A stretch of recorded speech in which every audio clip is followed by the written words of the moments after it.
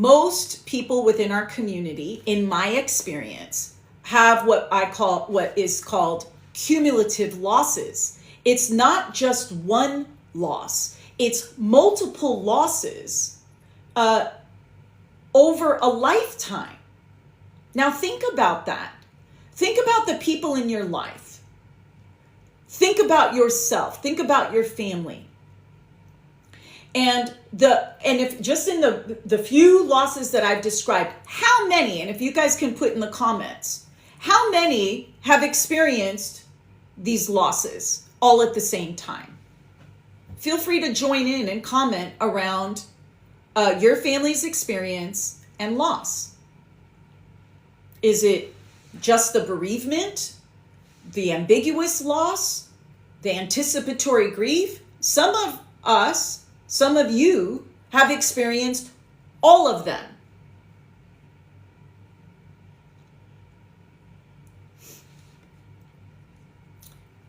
So now let's talk about cumulative loss, traumatic loss.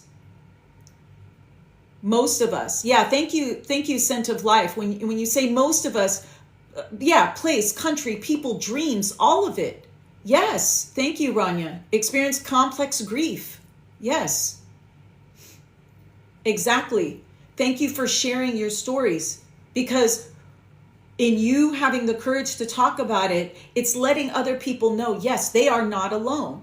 They are not alone in this level of grief.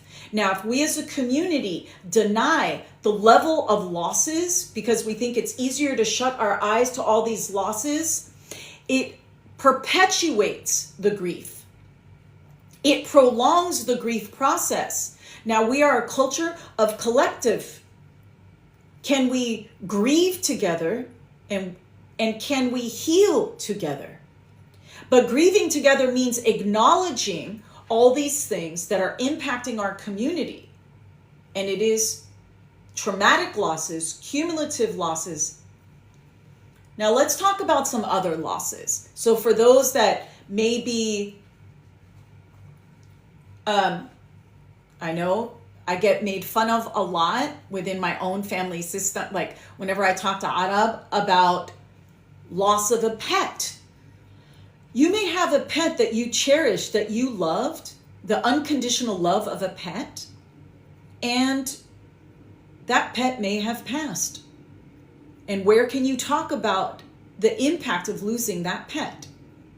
And that could be a profound loss. Divorce or a breakup in a relationship. I have a video on Arab and divorce, and many times there's so much stigma around that, and you could feel really alone to talk about the loss or the relationship breakup. You may be ostracized from the family that you once knew and cared about, and now you're gone because there's a divorce. So that's a change. It may be a change for any children that you may have.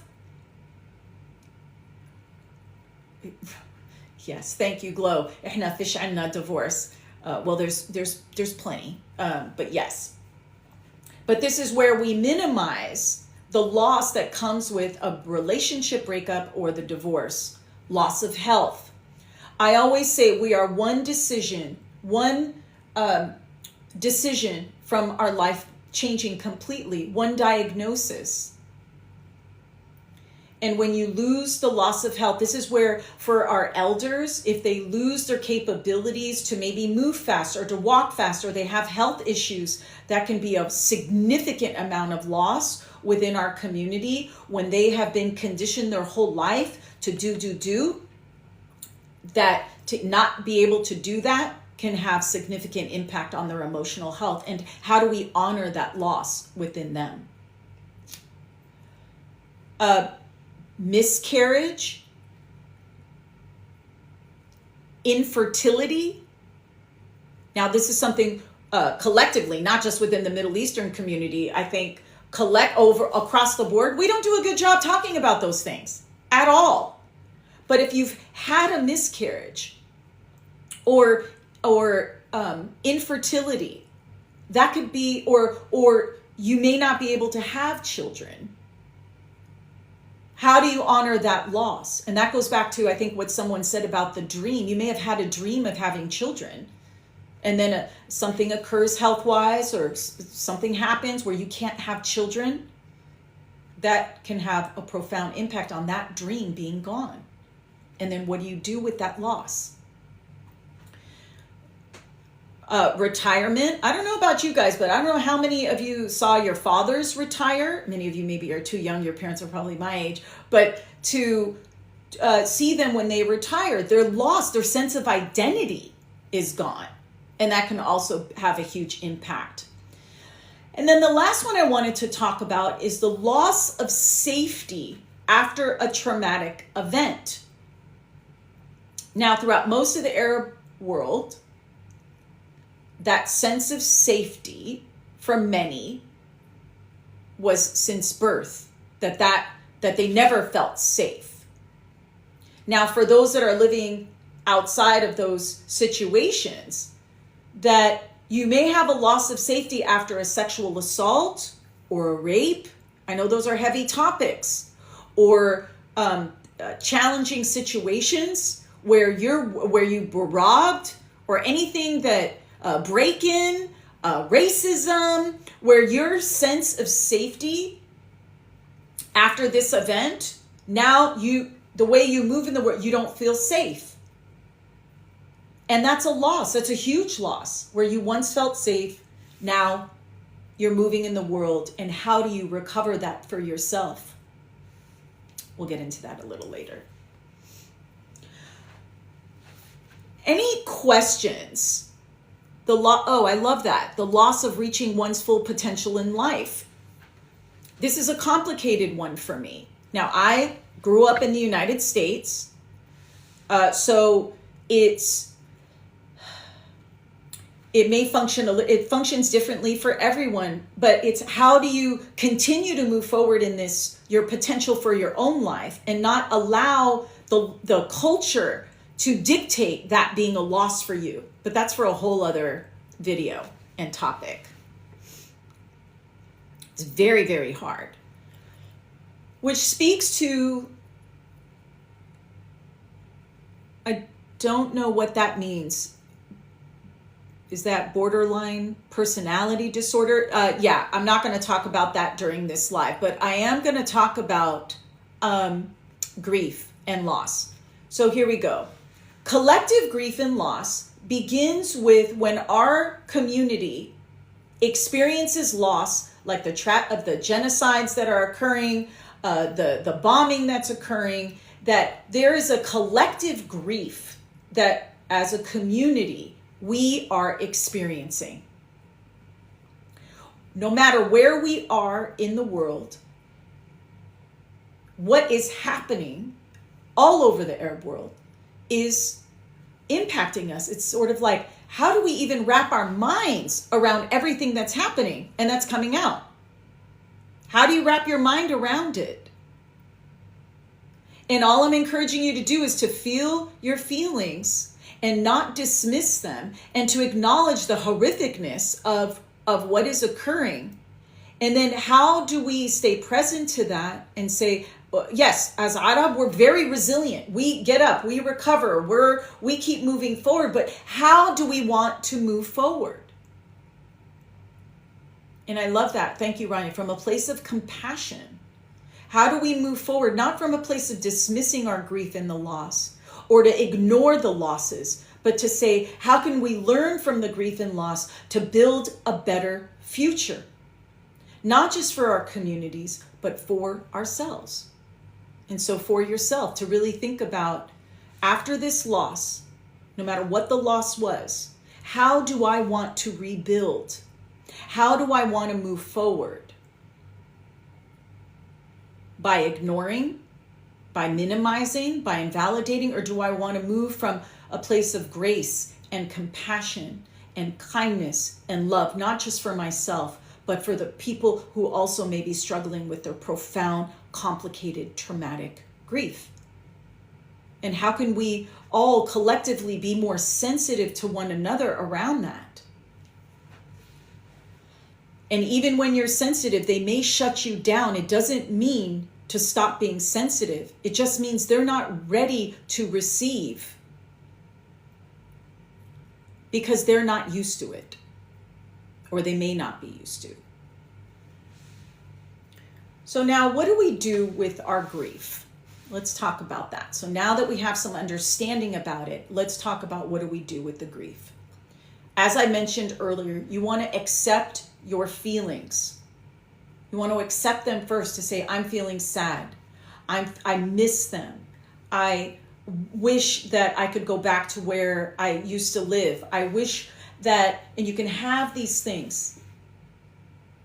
That is okay to have those feelings. I want them with me. One of the things that is also very important is to share the stories of the loved ones that have passed, or to share your stories. We are so good at storytelling. And how can we use the storytelling? Many times we cannot talk about those that have passed. Many times once they're gone, there's very little permission, many times in our culture, to talk about the people that have passed. So I'm wondering if you guys would be okay if you had a loved one that passed away, just to challenge ourselves a little bit, to put their name in the comments and let us remember them and honor them and give ourselves permission to talk about the people that have passed. As I talked about my teta, as I talked about my friend Lana, right? My cousin Tina, right? Can we give ourselves permission to honor the people that have passed? Baba, yes, we honor him and we remember him. And how do you remember them? From a place of what they brought to you. Because it's not just the loss of them being gone, but it's also honoring what they did bring into your life. Grandpa, yeah. Our elders, could be a friend. And so when you think about these people, many times we look at it from the place where what was taken from us versus how they added to your life. And that begins with sharing those stories and talking about what they brought to you. Again, your feelings may range, right? We come from a culture in general where the emotional range is pretty limited. So when we have these waves of intense emotions, you may invalidate yourself as a result of the cultural expectation that expressing too much emotion may be seen as ayeb or not right. So when you're in your grief, you have to remember it's okay to feel both positive emotions, negative emotions, all at the same time. Rage, disappointment, sadness. So this is where you may think, what's wrong with me? Nothing is wrong with you. Within the context of grief and loss, this yo-yo of emotions, or this roller coaster that you may be feeling sometimes within the same minute is very, very normal. And so try not to make that a problem for you, and tell yourself this is normal within the context of what I'm going through. Talking about our grief, as I've mentioned, by ignoring our grief, it doesn't mean it goes away. As I said earlier in the live, it prolongs the grief. I remember when I wanted to talk about my teta and have the cousins come and, can we talk about teta and like what it means to have lost her? Oh man, there was like crickets in the room. People were overwhelmed. They were flooded. And that was a learning for me because I wasn't sensitive to their grief process. They weren't ready. Just because I wanted to talk to her. So find the people that you can talk to your loved ones about. Find those people that you can share your stories with. Maybe if you have nobody, you share it in a journal. You honor their memory, or you honor your past life, or your marriage, if there was a divorce or the breakup, but to really reframe it from a place of what did I get from it versus what was taken from me. And many times sharing these stories is so important. Even sharing them to yourself in a healthier way. Now, it also may be tempting to numb out with drugs or alcohol for those that dabble in those things. And because you don't want to do, when you're going into the holiday event and you don't want to be so happy, but you're forced, because within our culture, like I have to not go to these parties, and maybe you have to be in space with family and friends. When you're not in the mood, many times we will turn to alcohol or drugs to anticipate the difficult emotions that come with that. And we're preparing ahead of time. And all I'm suggesting is, listen, I'm not here to tell anybody how to live their life. Do what you feel you need to do for you. The only thing that I'm suggesting is, with the difficult emotions, is before you numb them out, acknowledge why you're doing what you're doing, and are there other ways that you can shift that? And again, being kind to yourself and anticipating, I'm going to see Auntie so-and-so or almost so-and-so, and they really trigger me and I don't have the space for it because I'm going through my grief and loss. Find out ways to minimize contact with these people, especially when you are not in the right space. Do not, or I'll encourage you not to force yourself to interact with people that are going to really trigger or evoke that deeper sense of grief and loss for you. Give yourself permission to take a step back or to distract yourself with something else. And that's that tuning into your grief. And that sometimes is a daily practice, tuning in. What is coming up for me? So instead of suppressing, you're going to take a minute, pause, lean into that, tune in. What? I'm feeling sad. What's happening? Oh, I remembered a wonderful memory, or I really miss this person, or it's the new year and I thought I'd be married by now, or I thought I'd have kids by now, or I thought I'd have that new job by now. I thought I might be in a different financial situation by now, and you're not. Lean into that and say, okay, this is a loss for me. This is causing me pain. What can I do to strengthen myself to move forward?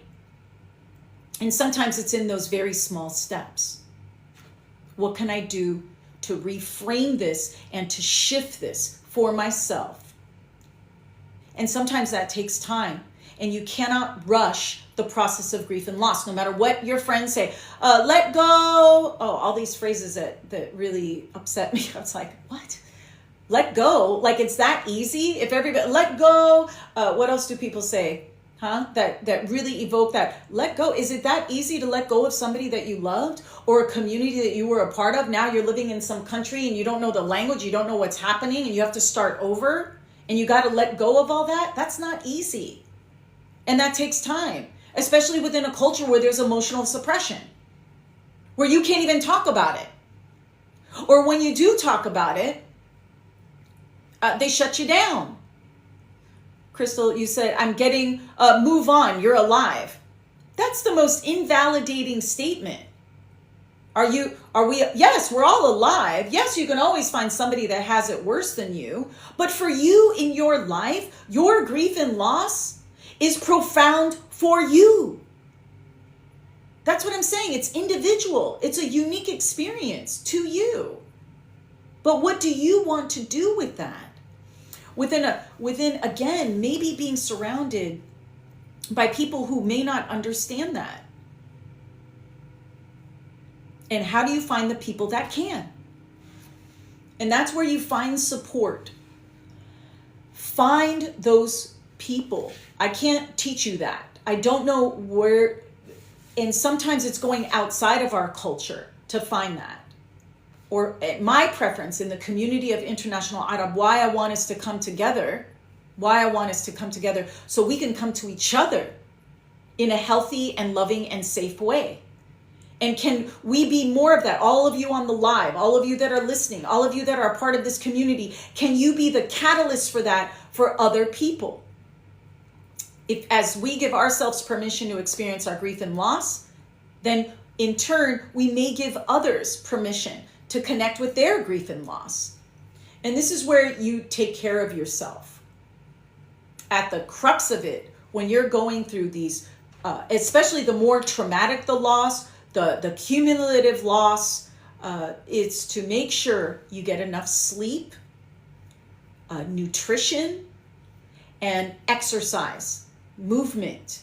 Because when we are stuck in that depressed state, the longer we stay in that, the body may need more time. This is where it's like, it's okay to get up. Where I think within our culture, we go too fast with that. It's like as soon as the person dies, they're not even dead. And you have like 60 people at your house that you're serving food for, right? You can't even wrap your mind around Tete's gone. And then you have a whole house full of people, jelly and clean and cook and this and that and order food. And there's all this chaos. But it's to say, oh, the community comes together, which is nice, but do they have to come like 3 minutes after the person passed? Like, can you give the family some space to wrap their minds around what happened? But they do that, because what the elders told, we do that to distract from the grief. And I said, well, I understand that, but is that what we need? Is that what the families need? The families need time to breathe. And how do we shift some of those cultural norms? And how can families gently push back on that if that's what the family needs? Maybe the family needs lots of distraction, and that's fine. This is what I'm saying. It's individual. But this is where you take care of yourself. And how can you do that when we have these cultural obligations? This is a huge one. Eliminate unnecessary stress, because you are already stressed out. We have a tendency as a culture to overextend ourselves, people please, go above and beyond. And all I'm suggesting and what I'm encouraging you is to take a look at all the stressors and eliminate anything that you can push out, move out, say no to, and give yourself permission during this time when you're experiencing your grief and loss, for you to not overextend yourself, because that's when your nervous system will get super activated. The anxiety may give yourself special time for yourself to restore what you need, and to wrap your mind around any loss that you're coping with, to give yourself time to think about it, in what it means to you, and overextending yourself and stressing yourself out, particularly around the holidays, probably not a good idea. And trust me, most people will be fine. You set some boundaries around that, gently and sometimes quietly, and the how to be finesse that I talk about in some of my videos. And that's okay too. Doesn't mean you can't find it again. Or maybe it's not, again, it's very individual, it's very unique, but faith alone may not be enough for some people to move them through the grief. Do you guys hear that? Sometimes people in their grief process, when we say these contrite phrases, sometimes to the person it could feel very invalidating to say, I'm not there yet. Believer in giving yourself a pat on the back, because I know I came from a family system where it was the opposite of the pat on the back. In fact, they would tell everybody else, look how great she is. But then to me, it was always, it's not enough. What are you doing wrong? And that can also add to that loss, to those that are living, to say, gosh, I can't even have the basics from you. But that's not on them to heal. That's on you to heal. Another way that I find to overcome grief is through charitable or volunteering. I think this is something that we are very charitable as a people. In general, I could say, in my experience, we do a lot of service to others, a lot of service. And if somebody that passes, like I had multiple family members die from cancer. And so one of the things that for my daughter and I, what's so important is to participate in organizations that support cancer and to volunteer for that. And then we're honoring them in a way, and that also helps us move through the grief. So volunteering, how do you help others to channel that sadness and to redirect it into something where it's of service to others can be very helpful for some people. The last thing I want to share.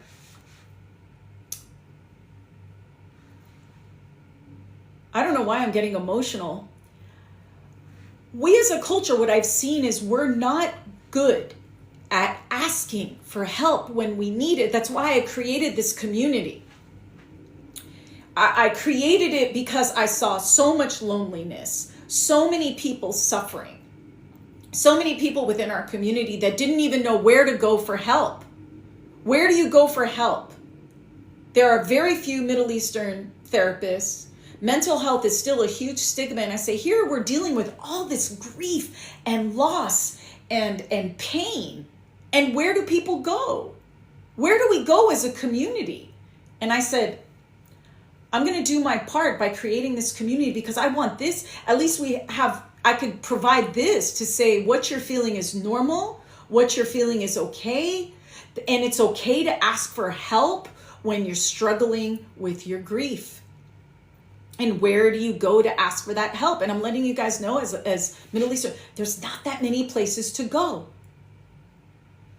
Yet there are places where you can go. The beauty about online is there's so many resources. And how can you say to yourself, I need help. This is beyond what I have the capacity for. And this stuff is so heavy and so multi-layered that this is where it's okay to ask for help. And so many of you did reach out to me asking for help. And I try and respond and I try and find the people.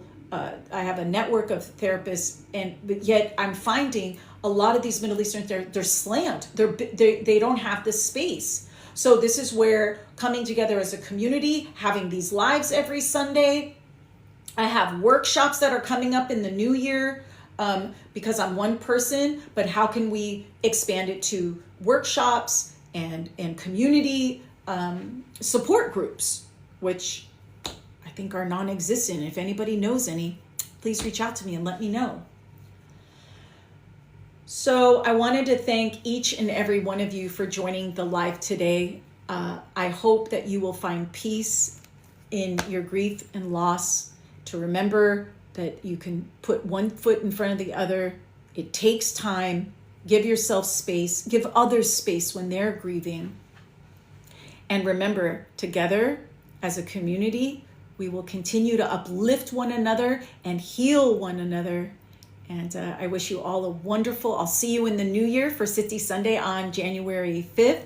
Thank you for the 2,000 followers. I appreciate each and every one of you. And let's move forward in this life together, thriving.